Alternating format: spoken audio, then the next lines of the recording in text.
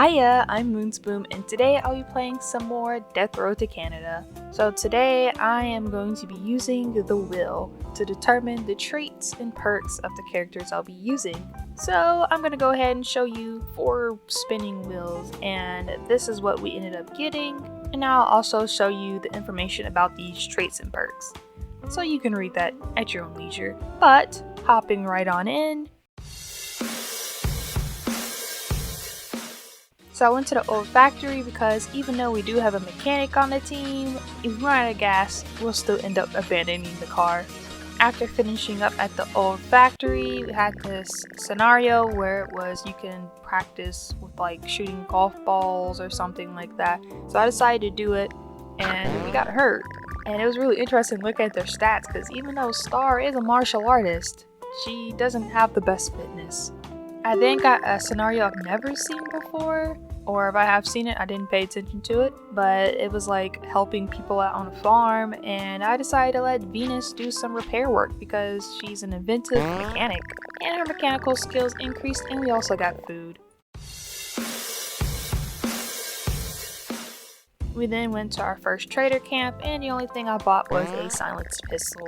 Afterwards, we ended up recruiting a dog and went to our first siege with the 3 of us. So, I said in the last time I played Death Road to Canada, but yeah, the first sieges aren't too bad if you have like people and stuff. And after the first siege, I decided to upgrade their fitness.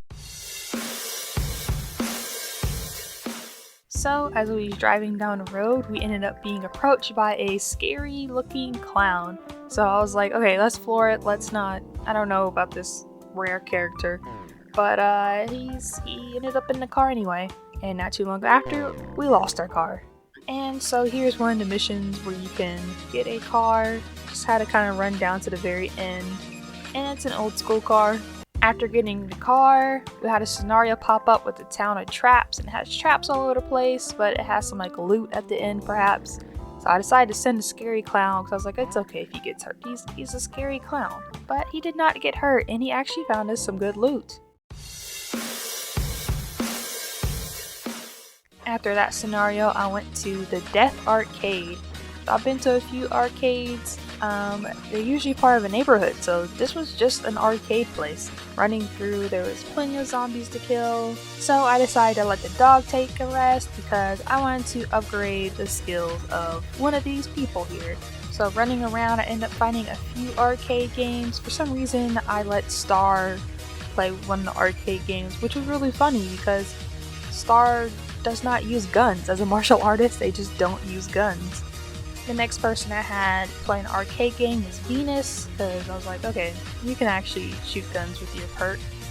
And it was nice to see that their shooting went up. Thinking back, I definitely should have done the clown and Venus instead. And after the Death Arcade, we went to a graveyard with the car because our car is about to break down. The old school cars just don't last too long. So the graveyard is always a really difficult place to fight at just because there's zombies that spawn like everywhere. Even inside the houses, they could just come out the ground. But I like to do the graveyard not only because it had a car, but also because it had some really nice weapons. I was having a hard time swapping out weapons because Star had a weapon that was electric and she didn't actually use the electric part. And I was like, okay, I just need to give this to someone else because it's a good weapon. It's a little spinny gardening tool thingy. But we was able to find the keys to the car, and we even found a Goth Keeper, is what their name was in this game. And we decided to help the Goth Keeper escape the place in our new fancy car. After that mission, Goth Keeper asked if they could join the team, and I was like, yeah, why not? And I ended up replacing them with a different character I had, but yeah, we're not gonna talk about that character. Afterwards, we went to another trader camp, and the only thing I did was really just heal a character. Afterwards, our car ran out of gas once again, but our good friend the clown found a car, and we were on wheels once again. Next, we ended up having a small siege inside the suburb. I had Star, I had the clown, Venus, and the Goth Keeper. Yeah, we also lost a dog. I forgot how I lost a dog, but we lost a dog somewhere. Afterwards, I just did a random skill gain because why not? And they actually all gained skills in places that they were doing pretty good in. Afterwards, oh my gosh, these bandits are the bane of my existence. The super swole bandit. And I always just pay the toll after what happened the one time I didn't pay the toll with a very weak character. Afterwards, I decided to go to a grocery store, and this was inside a neighborhood, so we were inside a bunch of houses. But I did that because we lost food from those bandits. So we are 2 driving days to Canada, we were getting really close, and I had a full team. So after getting all the good food from the grocery store, we went to the last trader camp, and the only thing I got was a healing spray, because I was like, okay, Star doesn't use a bunch of weapons, so I'll keep the karate chop stuff going on, but I'll also take some healing sprays with me. We then get close, so this is like the second to last siege. With 1 day left to Canada, we are in a cabin in the woods, and I like this siege area just because there's plenty of space, and there's also a lot of supplies in here. Only Santa and Star the L could have gotten the same kind of treatment.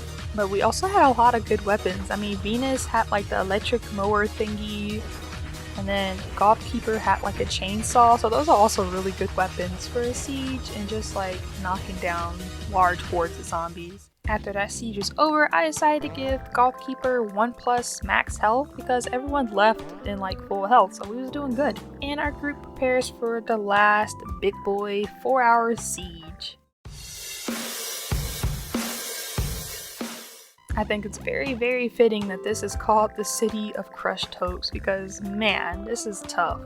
So this is the first time I've actually shown like what weapons I'm using going into this. So as you can tell, Keeper had that shovel, silence pistol, and a chainsaw. The clown had an AK, a shovel, and I gave him the blue robot because we're gonna need all the help we can get. And then Star, I just had them with a sturdy machete and a healing spray.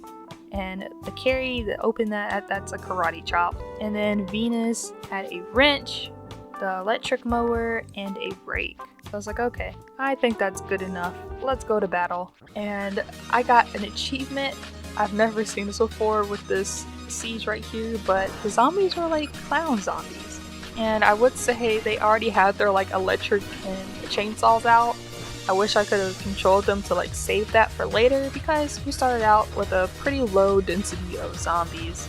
But it didn't take too long for more zombies to spawn, so the clown summoned the blue robot, and as you can tell, the blue robot helps us fight zombies. So the blue robot I got from one of the scenarios. It's like you go to this off-brand McDonald's kind of place. I think it's McDowell's in this game, but you go there and you can ask to either eat the stale, messed up burgers or to find a kid's toy. And so sometimes you get a kid's toy and it's a blue robot. Other times it's like a Pokeball or something, and you can like summon things. But I accidentally used my healing spray in one place, but that's okay. I dropped it a bit so I can like throw grenades and stuff. And I ended up switching to the clown. The clown would not use the AK for nothing. Like I had to switch to him to get him to use the AK. I was like, at least use all the bullets. Clear out a little bit of a way. But also going into the swap meet, I noticed that like Venus had like no more energy left with the electric mower thingy. But it was really surprising to see. I don't think they lost too much health, which is really surprising to me because usually I end up losing a lot of teammates in this area, which is why I carried the healing sprays with me. So the siege was over and we went down to our last fight.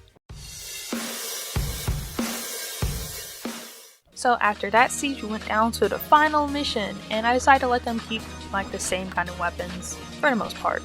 So this is the first time I've actually had to like fight the zombies in this beginning part. I usually run through everything, and I usually set them to run through everything too. And as you can tell, he's running through, and Star, I don't know if Star is quicker than everyone else, but we ended up losing Keeper. I thought about going back to heal them up, but that just didn't work. These clown zombies just kind of built different. So part of the time I thought we was going to lose Venus as well. But as soon as we make it to the Canadians, it's pretty easy. Like the Canadians do a lot of the work.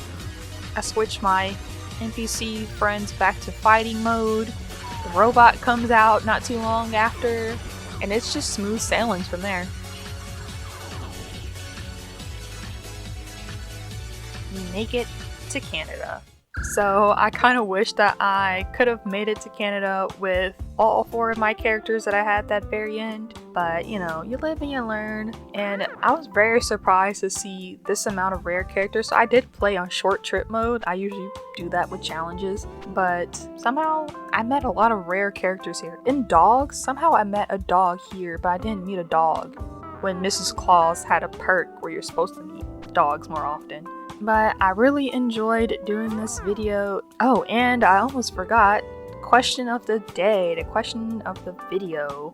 Do you play any games competitively? Answer in the comments below, and I'll probably end up doing some more wheel related videos.